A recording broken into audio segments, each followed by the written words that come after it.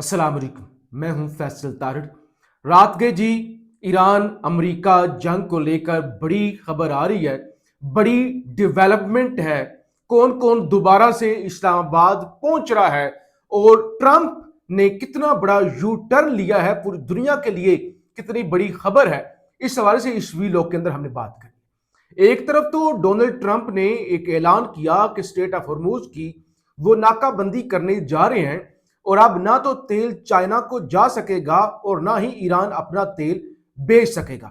उसके बाद आलमी मंडियों के अंदर जो तेल की कीमतें नीचे जा रही थी, दोबारा ऊपर जाना शुरू हो गई और पूरी दुनिया के अंदर परेशानियां बढ़ गई। अब आलमी मीडिया क्या खबरें दे रहा है, क्या दावे होना शुरू हो गए हैं, इस हवाले से इस वीलॉग के अंदर हमने बात करनी है। आपसे गुजारिश है इस यूट्यूब चैनल को जरूर सब्सक्राइब करें और फीडबैक जरूर दिया करें। देखिए, इस वक्त पाकिस्तान के अंदर जो सूरत हाल है, अगर खुदा ना करे ये जंग दोबारा शुरू हो जाती है तो और किसी का हमें नहीं पता बांग्लादेश में क्या होगा, इंडिया में क्या होगा, या यूरोप में क्या होगा। पाकिस्तान का कबाड़ा निकल जाएगा। इस वक्त इस्लामाबाद की सूरत हाल मैं आपको बता रहा हूं, क्योंकि इस्लामाबाद में हूं तो इस्लामाबाद के हवाले से बता सकता हूं।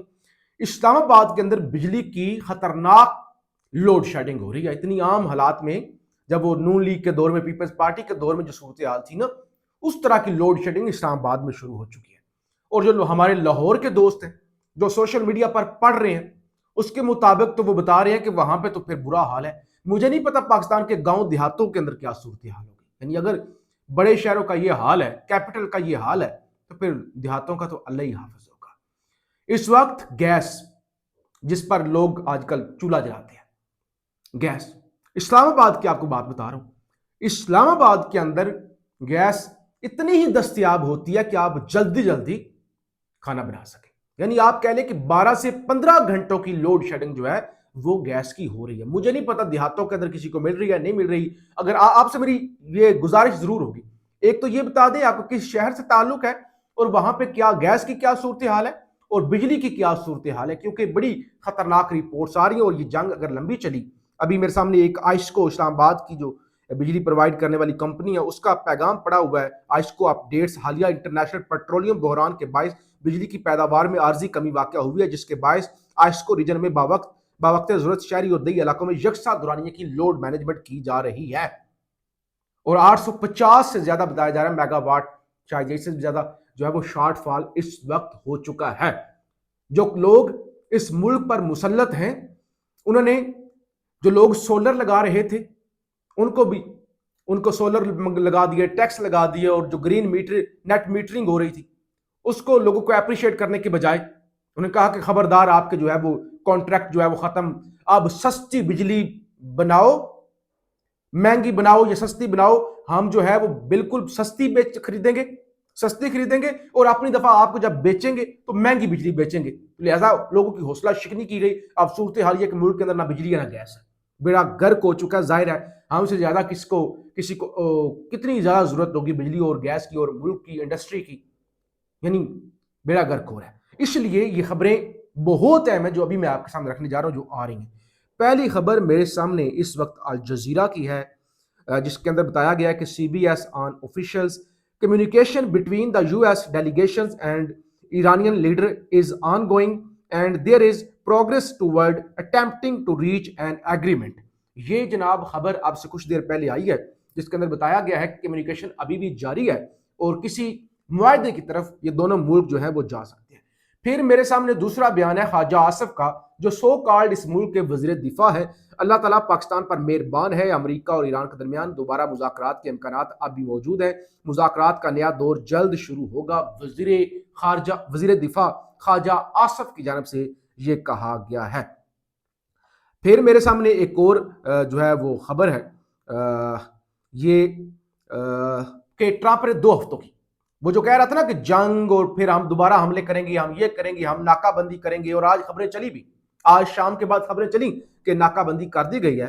तो अब मेरे सामने जो खबर है, Trump live from the Oval office sets a new 2-week deadline for Iran to make a deal, warning the situation won't be pleasant if Iran does not agree by April 27। 2 हफ्तों का ट्रंप का मजीद time देने का मतलब ये है कि चीजें हो रही हैं और ट्रंप को भी पता है कि चीज़ें अब पॉजिटिव सिमत में जा रही हैं, वरना जितना नेतन्याहू ने स्पॉइल करने की कोशिश की है तो शायद अब तक जो है वो दोबारा हमला हो चुका होता। मेरे सामने एक और खबर है, इसके अंदर बताया गया फाइनेंशियल टाइम्स एक बड़ा आधार है। Financial times on a Pakistani diplomat, Islamabad talks have achieved 80% progress and the rest will be completed. यानी 80% प्रोग्रेस हुई है जो इस्लामाबाद के अंदर मुज़ाकरात हुए हैं, और बाकी जो रह गई है वो भी जल्दी हो जाएगी। और फिर ट्रंप का एक वीडियो पैगाम है मेरे सामने, वो भी आपको पढ़ के सुना देता हूं। We have been called this morning by the right people and they want to work a deal. वो कहते हैं कि आज मेरी जो है कुछ लोगों से बात हुई है और they would like to work a deal, और वो बातचीत करना चाहते हैं, वो मुज़ाकरात करना चाहते हैं और वो डील करना चाहते हैं। यानी ट्रंप ने पॉजिटिव सिग्नल दिया कि मेरी कुछ लोगों से बात हुई है और वो डील की तरफ मामलात लेकर जाना चाहते हैं। फिर मेरे सामने कामरान यूसुफ पाकिस्तानी सहाफ़ी हैं, उनकी खबर है naval blockage is a big developing story but even bigger story is developing somewhere else, Islamabad remains in the spotlight, more guests expected in the capital, historic deal still on the cards. यानी अभी भी deal हो सकती है, अभी भी बातचीत चल रही है, और नेवल जो ब्लॉकेज हो रही है उससे बड़ी खबर यह है कि अभी डील जो है हो सकती है और ये जंग जो है वो रुक सकती है। अच्छा, एक और रॉयटर्स, ये बार बार मैं मुख्तलिफ खबरें इसलिए रख रहा हूं ताकि आपको इन खबरों की क्रेडिबिलिटी का अंदाजा हो सके। अगरचे कुछ पाकिस्तान के अंदर, अब पाकिस्तान के सहाफियों को वैसे क्या क्रेडिबिलिटी रह गई है, कुछ लोगों ने दावा किया है कि नहीं, वो कुछ जराए ये दावा कर रहे हैं कि इन खबरों में कोई जो सदाकत नहीं है, लेकिन मेरे लिए पाकिस्तानी सहाफियों से ज्यादा ये जो आलमी मीडिया रिपोर्ट कर रहा है वो अहम है, फिर चाहे वो सच हो चाहे वो झूठ। रॉयटर्स दुनिया की बड़ी न्यूज एजेंसी है। अमेरिका और ईरान के दरमियान मुज़ाकरात खत्म नहीं हुए, पाकिस्तान 22 अप्रैल से पहले दूसरा दौर शुरू करने की कोशिश कर रहा है। पाकिस्तानी वज़ीर-ए-आज़म तुर्की और सऊदी अरब का दौरा करेंगे। पाकिस्तानी वज़ीर-ए-आज़म दोनों ममालिक को भी मुज़ाकरात में शामिल होने की दावत देंगे रॉयटर्स। तो ये जनाब रिपोर्ट जो है वो कर रहा है। एक और मेरे सामने इस वक्त अरब सहाफ़ी हैं, next round of Iran US direct talks will be held in Islamabad on Thursday, a source in Tehran tells me. तो ये अर्श अजीजी साहब हैं, वो ये कह रहे हैं कि जुमेरात को हो सकती है। बहरहाल जुमेरात को हूं या ना हूं, लेकिन कम से कम ये है कि बहुत जल्द मुज़ाकरात जो है वो हो सकते हैं। और अबनाए हुर्मुज़ जो नाकाबंदी वाला मामला था उस पर भी जो अभी ट्रंप का ताज़ा बयान सामने आया है, उससे लगता है कि ट्रंप की वो गीदड़ भभकी थी कि भाई हम भाग रहे, हम किसी को गुजरने देंगे, हम ये होगा वो होगा, क्योंकि ट्रंप ने खुद कहा, ट्रंप कहते हैं गुज़श्ता रोज 34 जहाज हुर्मुज़ से गुजरे, ये बहरान के शुरू होने के बाद सबसे बड़ी तादाद है। हुर्मुज़ की नाकाबंदी कर दी गई है, कई मुल्क साथ देने के लिए तैयार थे मगर हमें किसी की जरूरत नहीं। सच ये है कि कोई मुल्क तैयार ही नहीं हुआ। पिछले 20 लोग में आपको बताया था, नेटो ने भी जवाब दे दिया। ईरान से बहुत सी बातों पर समझौता हो गया था। हमने जखीरा की हुई यूरेनियम हमारे हवाले करने की दरखास्त की थी मगर वो तैयार नहीं हुए, जल्द वो इस पर भी तैयार हो जाएंगे, ट्रंप का दावा।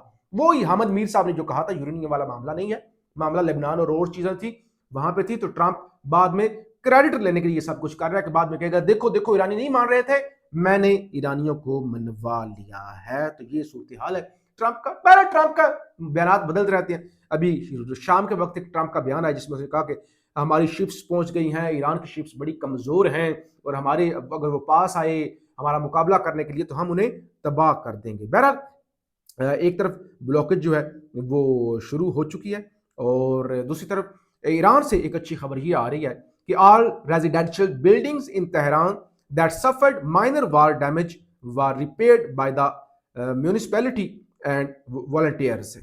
Minor damage including broken Windows, damage doors and partial collapse of walls. तो यानी जो छोटी मोटी बिल्डिंगें तबाह हुई थी उनको रिकवर कर दिया गया है। मैंने 2 दिन पहले आप खबर दी थी, वो जो एक बड़ा पुल तबाह हुआ था वो भी चंद दिनों के अंदर ही ईरान ने दोबारा खड़ा कर दिया था। तो ये सूरत हाल है। अब जाते जाते एक लतीफा भी सुन लें, पाकिस्तान में लतीफे ही है ना, सहाफत से लेकर सियासत तक। ईरान अमेरिका मुज़ाकरात में आसिफ अली जरदारी उन्होंने बहुत कंधा दिया। बिलावल भुट्टो ने हर वक्त हमें कहा कि मैं मीटिंग्स में तो जा रहा हूं लेकिन आप लोगों ने कोई ऊंच नीच की बात नहीं करनी। श्री रहमान वो कह रहे भाई जो कुछ हुआ है ना वो जरदारी साहब ने किया, हालांकि वो टंडू वाला यार में थे। जब ईरानी और अमेरिकी आए हुए थे ना, वो सैकड़ों दर्जनों गाड़ियों का काफिला लेके ना अंदरून सिंध जरदारी साहब थे, और अब वो कह रहे हैं भाई असल किरदार तो सारा पीपल्स पार्टी का। बहरहाल ये तमाशे ड्रामे पाकिस्तान में होते ही रहते, सबको पता है ये जो कुछ हो रहा है, जो डेवलपमेंट हो रही है उसमें पाकिस्तानी एस्टैब्लिशमेंट का किरदार है, वरना इनकी क्या हैसियत है। फीडबैक जरूर दीजिएगा। पाकिस्तान जिंदाबाद।